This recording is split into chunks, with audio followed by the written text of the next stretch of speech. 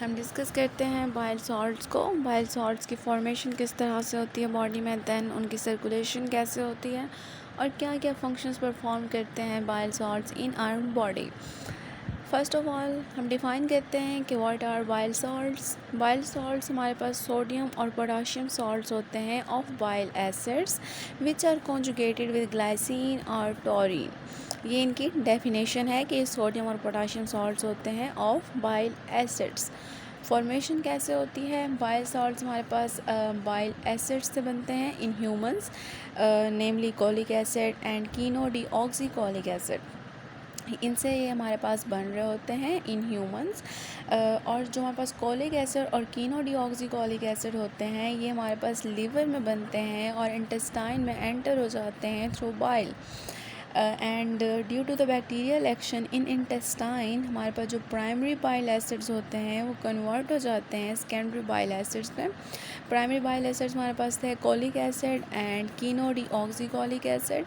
और जब हमारे पास कोलिक एसिड प्राइमरी से सेकेंडरी में जाता है तो हमारे पास सेकेंडरी बाइल एसिड होता है वो होता है डीऑक्सीकोलिक एसिड।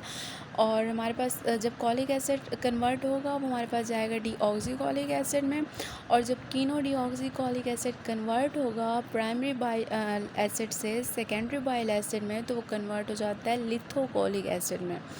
मीन्स कि कोलिक एसिड की कन्वर्जन हुई डीऑक्सीकोलिक एसिड में, कीनोडीऑक्सीकोलिक एसिड की कन्वर्जन हुई लिथोकोलिक एसिड में। कन्वर्जन क्यों हुई? क्योंकि वो प्राइमरी थे और इनकी अब कन्वर्जन हो गई है सेकेंडरी बाइल एसिड्स में। अब जो सेकेंडरी बाइल एसिड्स होते हैं ये इंटेस्टाइन में हमारे पास फ्रॉम इंटेस्टाइन ये ट्रांसपोर्ट हो जाते हैं back to liver through enterohepatic circulation. Enterohepatic circulation क्या होती है कि हमारे पास जो बाइल होता है वो हमारे पास इंटेस्टाइन से लीवर में ट्रांसपोर्ट हो जाता है थ्रू पोर्टल वेन। 90 to 95% जो बाइल सॉल्ट्स होते हैं वो इंटेस्टाइन से ट्रांसपोर्ट होते हैं to liver through enterohepatic circulation. और रिमेनिंग जो हमारे पास 5 to 10% बाइल सॉल्ट्स होते हैं वो लार्ज इंटेस्टाइन में एंटर हो जाते हैं और वहाँ पर वो बाइल सॉल्ट्स जो होते हैं कन्वर्ट हो जाते हैं डीऑक्सीकोलेट में और लिथोकोलेट में जो एक्सक्रीट हो जाते हैं इन फीसिस।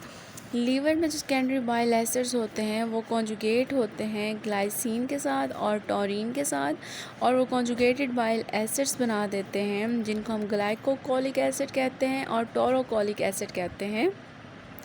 हमारे पास क्या हुआ फर्दर, हमारे पास लीवर में सेकेंडरी बाइल एसिड्स थे वो कॉन्जुगेट हो गए हैं ग्लाइसिन और टॉरिन के साथ और उन्होंने फिर कॉन्जुगेटेड जो बाइल एसिड्स बनाए हैं वो ग्लाइकोकोलिक एसिड हैं और टोरोकोलिक एसिड हैं।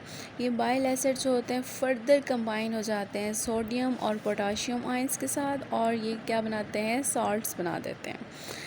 ये हमारे पास थी फॉर्मेशन बाइल सॉल्ट्स की। और हमने सर्कुलेशन भी देखी है कि एंटेरोहेपेटिक सर्कुलेशन होती है जिसके थ्रू जो होते हैं बाइल्स हमारे पास ट्रांसपोर्ट हो रहे होते हैं बाइल सॉल्ट्स।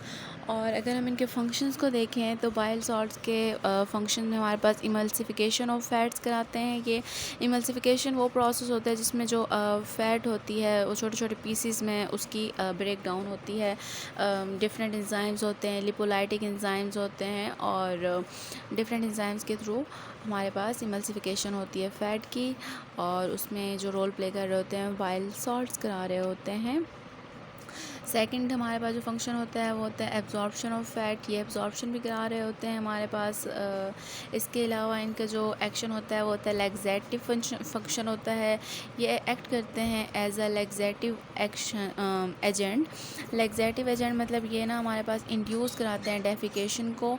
और इसके अलावा जो इसका फंक्शन होता है ये प्रिवेंट करते हैं गॉल स्टोन की फॉर्मेशन को। गॉल स्टोन की फॉर्मेशन ये नहीं होने देते। तो ये कुछ इसके इम्पॉर्टेंट फंक्शंस थे बाइल सॉल्ट्स के। So this is all about bile salts.